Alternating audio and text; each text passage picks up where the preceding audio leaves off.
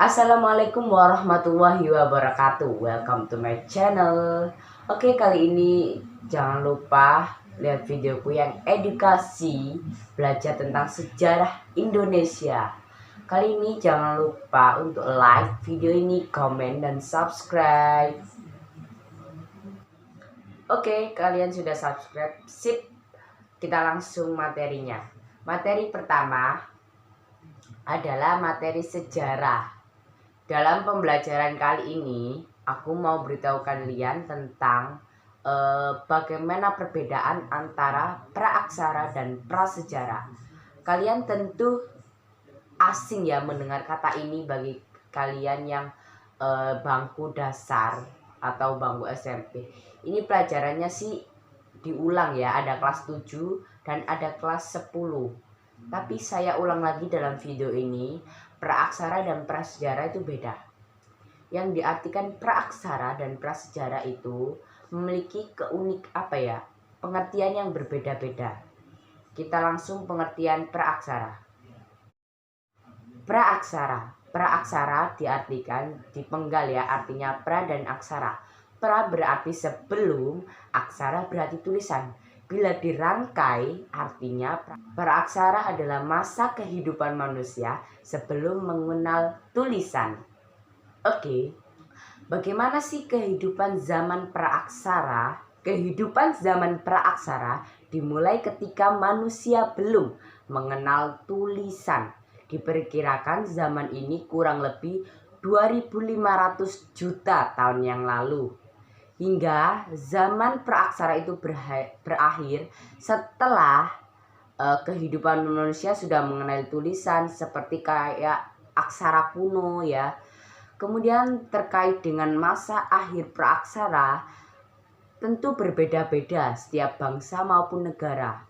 Untuk Kepulauan Indonesia memasuki zaman praaksara sekitar abad ke-5 Masehi.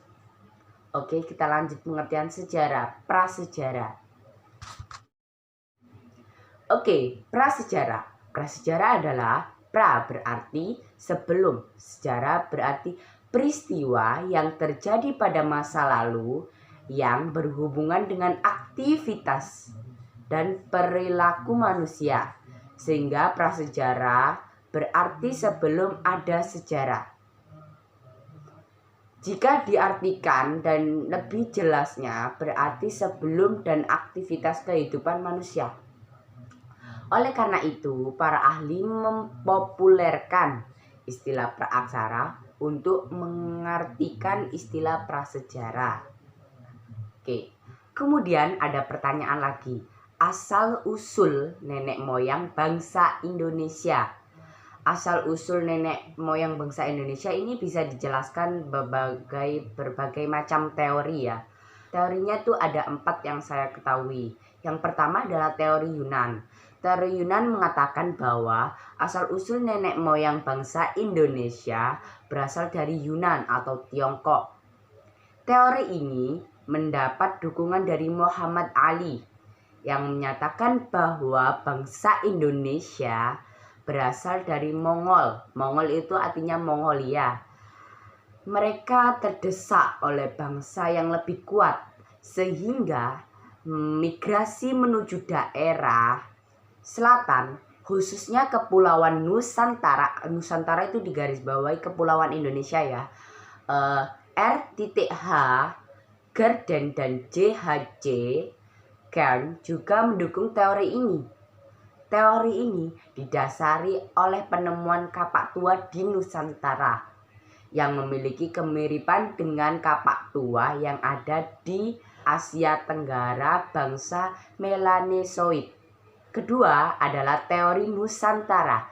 Teori ini mengatakan bahwa asal-usul bangsa Indonesia berasal dari daerah itu sendiri atau Nusantara sendiri atau Indonesia itu sendiri yang dilandasi oleh argumen-argumen. Argumennya ada 3 yang saya ketahui. Yang pertama, bangsa Melayu memiliki peradaban tinggi. Yang kedua, kemungkinan orang Melayu memiliki keturunan Homo soloensis. Yang ketiga, adanya potensi perbedaan bahasa yang berkembang hingga sekarang. 3 adalah teori out of Taiwan. Dikatakan nenek moyang Indonesia berasal dari Taiwan. Pendapat ini didukungi oleh Hari Yuman Simanjuntak. Hal ini telah dijelaskan bahwa dari keseluruhan bangsa, bahasa yang digunakan memiliki rumpun yang hampir sama, yaitu rumpun Austronesia. Yang keempat, teori out of Afrika. Manusia modern yang ada sekarang berasal dari Afrika. What? Antara kurun tahun 100 sampai 200 tahun yang lalu, bukan sekarang. Lah, itulah pendapat Mesignan. Oke, materi berikutnya adalah corak kehidupan masyarakat pada zaman praaksara atau masa-masa pada zaman praaksara. Di sini ada 5. Oke, masa pertama adalah masa berburu dan meramu atau food gathering. Diawali dengan masa berburu dan meramu atau food gathering. Manusia kala itu bertahan hidup dengan mengandalkan ketersediaan alam, kemudian ya pokoknya semua itu dari alam utuh ya. Oleh karena itu mereka itu bisa berpindah-pindah atau disebut nomaden. Yang kedua, masa bercocok tanam. Masa bercocok tanam ini dalam bahasa Inggrisnya adalah food producing. Seiring pertumbuhan jumlah manusia itu dalam kelompoknya ya, kan masa zaman praaksara kan tumbuhnya manusia itu makin cepat ya.